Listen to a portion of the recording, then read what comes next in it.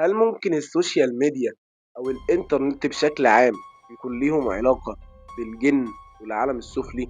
وهل كمان ممكن يكون الماسونية مشتركة في الموضوع؟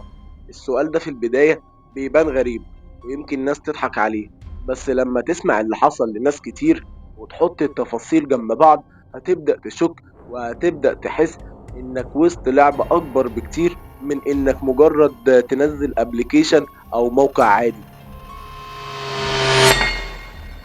بص يا صديقي، في رموز غريبة بنشوفها كل يوم في فيديوهات وصور، حتى في الإعلانات اللي بتظهر لينا من غير ما نبحث عنها. حتى رموز ماسونية واضحة زي العين الواحدة والمثلث والنجوم المقلوبة، حاجات كنا بنشوفها زمان في أفلام الرعب أو المؤامرات، دلوقتي بقت قدام عينينا يوميا. واللي أخطر إن الرموز دي مش بس أشكال، دي إشارات وتعليمات ونداءات لعالم تاني خالص. في قصة لشاب اسمه أحمد، شاب عادي جدا كان بيحب يقعد على الإنترنت بالساعات، خصوصا وقت الليل. بيحكي إنه كان عنده صور كتير قديمة لجدته اللي ماتت من سنين، وفجأة لقى إعلان غريب على الفيسبوك في نفس الصورة بس بجودة أحسن وبلون مختلف. اتخض طبعا، بس قال يمكن صدفة. وبعدها بيومين سمع صوت بيهمس باسمه من السماعة. السماعة كانت مقفولة، وكل يوم بعدها كان بيحس إن في حد بيراقبه من الكاميرا. بدأ يلاحظ رموز غريبة في الفيديوهات اللي بيتفرج عليها ومتابعها، وكل ما يضغط على فيديو يفتح له فيديو أغرب. أحمد قرر يوقف ويبحث ويدور أكتر على الإنترنت، بس حتى بعد ما قفلوا الحاجات اللي بتحصل حواليه لسه ما وقفتش. في قصة تاني لبنت اسمها سارة. بنت كانت دايما بتحب تتابع حاجات التنمية البشرية والطاقة على التيك توك، لحد ما بدأت تتعرض لفيديوهات بتتكلم عن فتح البوابات واستحضار القوة الداخلية والعين الثالثة. حاجات بدأت تهويها تنفذ تعليمات بعض الفيديوهات على سبيل الفضول. بعدها بكام يوم بدأت تحس إنها بتشوف حاجات مش موجودة، كائنات بتمر من وراها في المرايات، وبتسمع أصوات وهي نايمة. ولما رجعت تشوف الفيديوهات تاني لقت الرموز الماسونية واضحة جدا جدا، وكان كل دوت مجرد مخطط بس. طب سيبك من كل دوت، في قصة تاني لشاب اسمه كريم كان بيشتغل على تصميم جرافيك وبيتعامل مع مواقع وصور غريبة.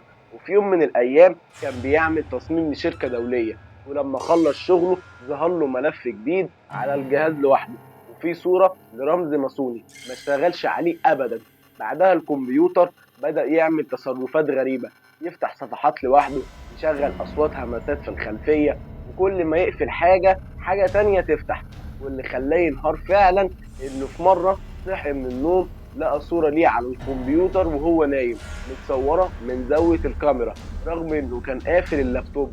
دي مش اخر قصه، في قصه تاني برضو. كان شاب اسمه هشام كان بيحب الجروبات الغريبه على الفيسبوك اللي بتتكلم عن السحر والعالم السفلي والماسونيه. بدأ يدخل في مناقشات ويتعرف على ناس غريبة بعتوله ملفات PDF مليانة رموز وتعليمات للتواصل مع الجانب الآخر. هشام بدأ يجرب وعامل نفسه بيهرج، بس بعد فترة بدأ يحس إن في حاجة بتمشي وراه، حاجات بتخبط في البيت من غير سبب، وشوش بتظهر في المراية. وفي مرة كان بيكلم حد من المجموعة دي وبيقول له أنا حاسس إن في حاجات غريبة بتحصل لي، وكل البيت بقى مريب جدا. رد عليه وقال له هي كده خلاص وصلت. في قصة تاني لبنت اسمها ريم كانت بتستخدم تطبيق دردشة مجهول. بتحكي إنها في مرة كانت بتتكلم مع حد صوته كان مش طبيعي وغليظ وسريع وبيتكلم بكلام مش مفهوم. بدأت توصل لها رسالة بصيغة أوامر زي اطفي النور أو افتحي الشباك أو بصي وراكي. ريم كانت بتحاول تضحك على الموضوع لحد ما في يوم فعلا بصت وراها ووقعت مغمى عليها لما شافت حاجة مش ممكن توصفها، واللي هو كيان ضخم عينه زي الفحم واقف وبيبص عليها من آخر الشقة. كل ده يا صديقي بيرجع لنقطة واحدة، وهي الإنترنت أو السوشيال ميديا بشكل عام. السوشيال ميديا مش حاجة بريئة، اللي ورا الكواليس أكبر مننا بكتير. والماسونية اللي طول عمرها بتشتغل في الظل لقت في الإنترنت الوسيلة المثالية لنشر أفكارها واختراق بيوتنا وعقولنا ونفوسنا. دلوقتي احنا اصلا اغلبيتنا ماسكين السوشيال ميديا وقاعدين على النت، محدش بيفكر يعمل اي حاجه في يومه غير الحاجات البسيطه او الروتينات العاديه. آخر اللي بيحصل حوالينا مش مجرد صدفة. السوشيال ميديا والإنترنت بشكل عام بقوا أكتر من مجرد وسائل ترفيه، بقوا بوابة مفتوحة على عالم غامض، عالم فيه رموز ورسايل وأحيانا كيانات مش من عالمنا دوت. ناس كتير بدأت تلاحظ إن مجرد التفكير في حاجة تلاقيها قدامك على شبه إعلان أو فيديو أو حتى صوت في الخلفية على موبايلك. الموضوع بقى أكتر من خوارزميات، بقى شبه استدعاء، شبه طقوس سحرية إلكترونية. طيب والماسونية مش غايبة، بالعكس رموزها متغلغلة في كل حتة، زي صور، لوجوهات، ميوزك وحتى نغمة صوت، وكأن في رسائل مشفرة بتتزرع جوانا واحنا مش واخدين بالنا. كل ما تدخل أعمق كل ما تحس إن في حاجة بتترصد لك وبتراقبك وبتقرب منك. والإنترنت ما بقاش أداة، بقى وسيط. أيوه، وسيط بين عالمنا والعالم التاني.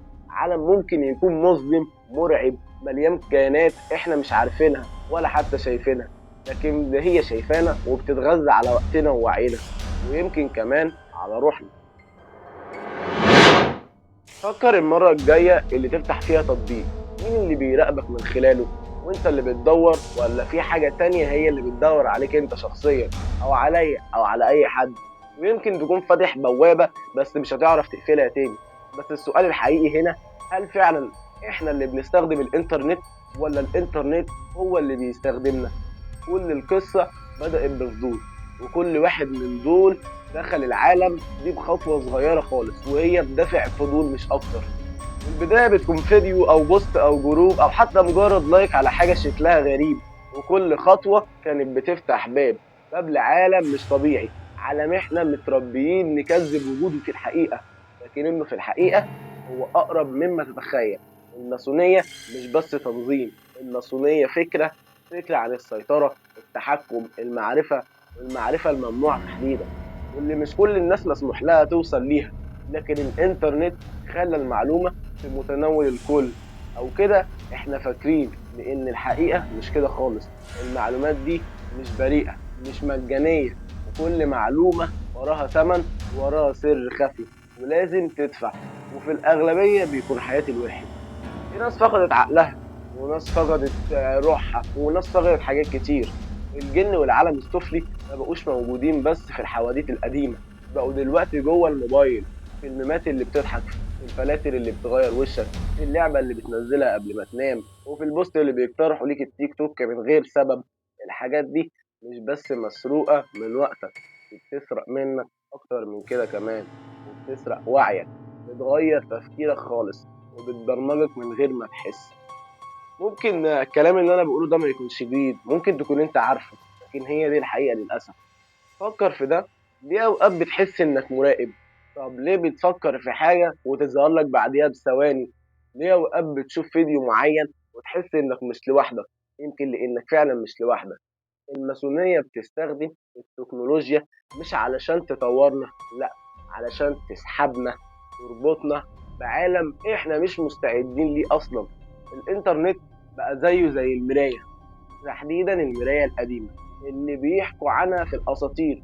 نشوف فيها كل حاجة، بس لو بصيت فيها بزيادة حاجة تانية بتبصلك، شبه كيان غريب، او يمكن روح عجيبة مثلا، او يمكن مخك خيالك حاجات تانية انت تفكرها هلاوس بس في الحقيقة تطلع حقيقة. وفي وناس كتير دخلوا الحتة دي وما رجعوش تاني زي ما كانوا. مش لازم يكون حصل لهم حاجة مرعبة قدام الناس، بس اللي جواهم اتغير. نفسهم الحقيقية اتغيرت خالص، بقوا شايفين حاجات تانية، سامعين أصوات، حاسين بطاقة غريبة في الأماكن اللي حواليهم، حاسين إن في عين بتتبعهم حتى لو قاعدين في أوضة مقفولة. الحقيقة بقى الباب اتفتح خلاص، وانت من أول ما سمعت أو أول ما شفت الفيديو دوت انت كمان ضغطت عليه من غير ما تفكر. بس الفرق دلوقتي انك عارف ومتأكد. السؤال الوحيد اللي فاضل هو، تقدر تقفل الباب ولا خلاص هتسحبك وبس كده؟ سلام.